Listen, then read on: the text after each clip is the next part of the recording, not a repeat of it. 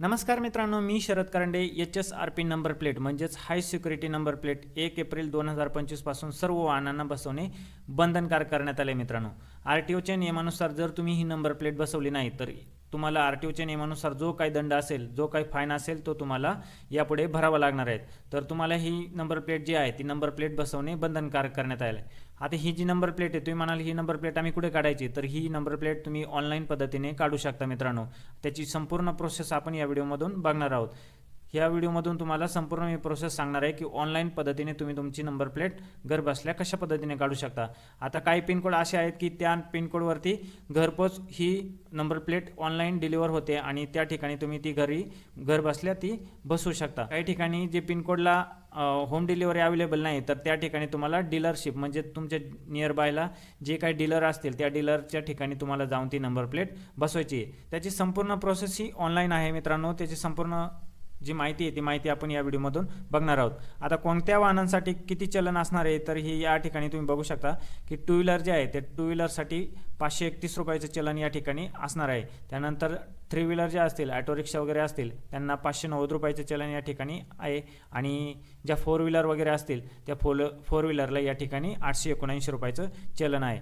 तर कशा पद्धतीने आपण ही high security number plate online घर बसल्या कशा पद्धतीने काढू शकतो याची संपूर्ण माहिती आपण या व्हिडिओमधून बघणार आहोत. तत्पूर्वी जर तुम्ही चॅनलवरती जर नवीन असाल तर चॅनलला आपल्या सबस्क्राईब करा आणि अशाच महत्त्वपूर्ण व्हिडिओसाठी नोटिफिकेशन बेलला क्लिक करून ठेवा.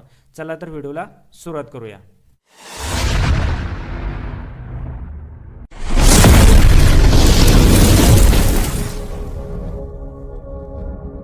बघा, या ठिकाणी तुम्हाला या वेबसाईटवरती यायचे. वेबसाईटची लिंक तुम्हाला मी व्हिडिओच्या डिस्क्रिप्शनमध्ये दिलेली आहे. त्या ठिकाणी तुम्ही डायरेक्ट क्लिक केले तर या ठिकाणी तुमचं इंटरफेस या ठिकाणी ओपन होईल. या वेबसाईटवरती आल्यानंतर या ठिकाणी आपल्याला विचारले हाय security registration number plate.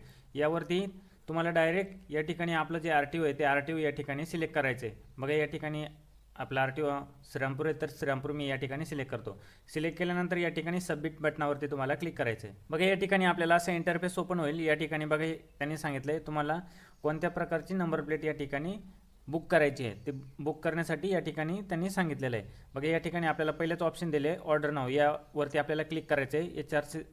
HSRP number plate आपल्याला या ठिकाणी बुक करायची आहे. या ठिकाणी ऑर्डर नाववरती या ठिकाणी आपल्याला क्लिक करायचे आहे आणि तुमचं काही रिशेड्यूल अपॉइंटमेंट करायचे असेल, पुन्हा अपॉइंटमेंट घ्यायची असेल तर या ठिकाणी तुम्ही सेकंड नंबरवरती क्लिक करू शकता.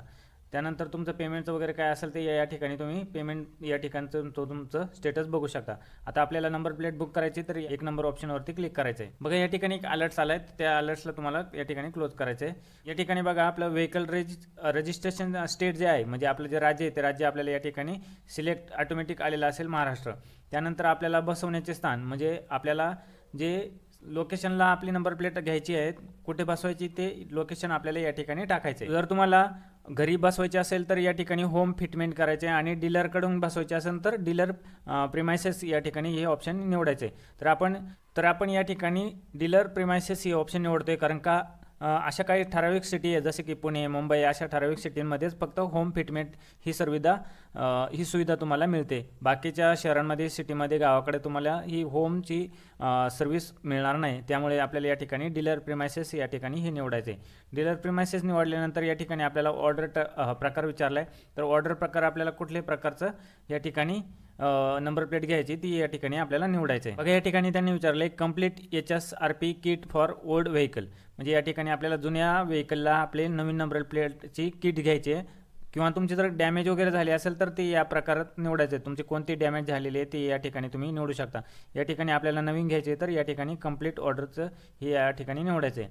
त्यानंतर या ठिकाणी आपल्याला जो पिनकोड आहे पिनकोड या ठिकाणी आपल्याला टाकायचा आहे. पिनकोड टाकल्याच्या नंतर आपला जो वाहन क्रमांक आहे, जो आपल्या गाडीचा रजिस्ट्रेशन नंबर आहे, तो रजिस्ट्रेशन नंबर आपल्याला या ठिकाणी टाकायचा आहे. या ठिकाणी तुमच्या गाडीचे RC बुक जे आहे त्या RC बुकवरती या ठिकाणी तुमची सर्व डिटेल दिलेली असते. या ठिकाणी तुम्हाला गाडीचा रजिस्ट्रेशन नंबर म्हणजे तुमच्या गाडीचा जो नंबर असेल तो नंबर या ठिकाणी टाकायचा आहे. त्यानंतर तुमच्या गाडीचा जो चेसी नंबर आहे तो चेसी नंबर या ठिकाणी तुम्हाला टाकायचा आहे आणि तुमच्या गाडीचा जो इंजिन नंबर आहे तो इंजिन नंबर या ठिकाणी टाकून तुमचा जो मोबाईल नंबर आहे तो मोबाईल नंबर या ठिकाणी टाकायचा आहे. ही सर्व डिटेल तुम्हाला तुमच्या गाडीचं जे RC बुक आहे त्या RC बुकवरती दिलेली असते. ती बघून तुम्ही या ठिकाणी ती टाकायची आहे. ही सर्व माहिती तुम्ही भरल्यानंतर या ठिकाणी तुम्हाला व्हेरीफाय विथ वाहन यावरती तुम्हाला क्लिक करायचं आहे. बघा, या ठिकाणी तुम्हाला सांगितलं आहे तुमचे जवळचे शहर कोणते आहे ते शहर या ठिकाणी आपल्याला निवडायचे. तर आपल्या जवळचं शहर आहे आपलं या ठिकाणी अहमदनगर तुमचं जे शहर असेल तर तुम्ही ते निवडू शकता। त्यानंतर तुमच्या जवळचे HSRP केंद्र कोणते ते या ठिकाणी तुम्हाला सिलेक्ट करायचे। तुमचं जे केंद्र या ठिकाणी असेल ते केंद्र या ठिकाणी तुम्हाला सिलेक्ट करायचे, म्हणजे तुम्हाला त्या ठिकाणी जाऊन तुमची गाडीची नंबर प्लेट बसवायची। तर तुम्हाला या ठिकाणी तुमचं जे HSRP जे केंद्र असेल ते या ठिकाणी तुम्हाला ते सिलेक्ट करायचे।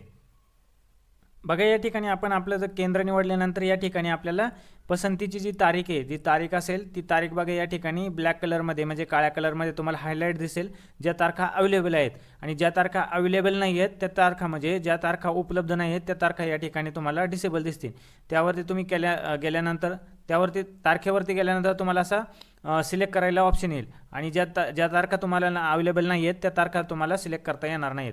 तर तुम्ही यापैकी तुम्हाला जी तारीख अवेलेबल असेल ती तारीख तुम्ही या ठिकाणी सिलेक्ट करायची आहे। ती सिलेक्ट केल्याच्या नंतर या ठिकाणी तुम्हाला जो तुमचा पसंतीचा टाईम आहे, तुम्ही कोणत्या टायमिंगला जाऊन तुमची नंबर प्लेट बसवू शकता तो टाईम तुम्हाला या ठिकाणी सिलेक्ट करायचा आहे। या ठिकाणी तुम्ही तुमचा टाईम सिलेक्ट केल्यानंतर या ठिकाणी तुम्हाला नेक्स्ट बटनावरती तुम्हाला क्लिक करायचं आहे। बघा नेक्स्ट बटनावरती क्लिक केल्यानंतर या ठिकाणी तुम्हाला वाहनाचा प्रकार निवडायचा आहे। वाहनाचा प्रकार कोणता आहे, लाईट मोटर व्हेकल आहे की लाईट मोटर व्हेकल रेंट, तुम्हाला या ठिकाणी ते सिलेक्ट करायची, गाडी कोणती ती सिलेक्ट करायची। तुमची गाडी या ठिकाणी सिलेक्ट केल्यानंतर या ठिकाणी तुम्हाला कन्फर्म असं या ठिकाणी विचारेल। कन्फर्म केल्याच्या नंतर या तुमचा वाहन वर्ग ऑटोमॅटिक येईल। त्यानंतर तुमचं या ठिकाणी तुमचा इंधन प्रकार कोणता आहे, पेट्रोल आहे डिझेल, ते ऑटोमॅटिक या ठिकाणी आलेला असेल। त्यानंतर तुमचा या ठिकाणी इंजिनचा जो प्रकार आहे तो इंजिनचा प्रकार या ठिकाणी तुम्हाला निवडायचा आहे। बघा या ठिकाणी तुम्हाला गाडीचा इंजिन प्रकार निवडायचा आहे। आपली गाडी कोणत्या स्टेजमधली म्हणजे BS4 आहे, BS3 आहे, BS6 आहे ती या ठिकाणी आपल्याला सिलेक्ट करायची। तुमचं ज्या BS मधली गाडी असेल भारत स्टेजमधली ती या ठिकाणी तुम्हाला सिलेक्ट करायची आहे। त्यानंतर गाडीच्या मालकाचं जे नाव आहे, ज्याच्या नावावर गाडी असेल ते गाडीच्या मालकाचं नाव या ठिकाणी आपल्याला टाकायचे, नोंदणीकृत वाहन मालकाचे नाव या ठिकाणी गाडीच्या मालकाचे नाव टाकायचे। बघा या ठिकाणी गाडीच्या मालकाचं नाव टाकल्यानंतर खाली आपल्याला विचारले GST बिल आवश्यक आहे का।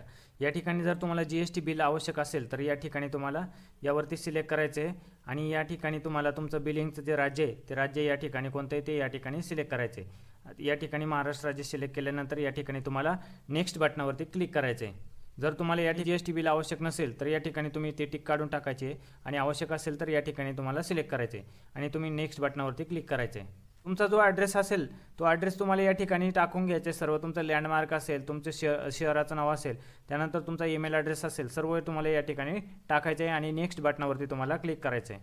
बघा या ठिकाणी तुम्ही नेक्स्ट बटनावरती क्लिक केल्यानंतर या ठिकाणी तुमचा मोबाईल नंबर येईल।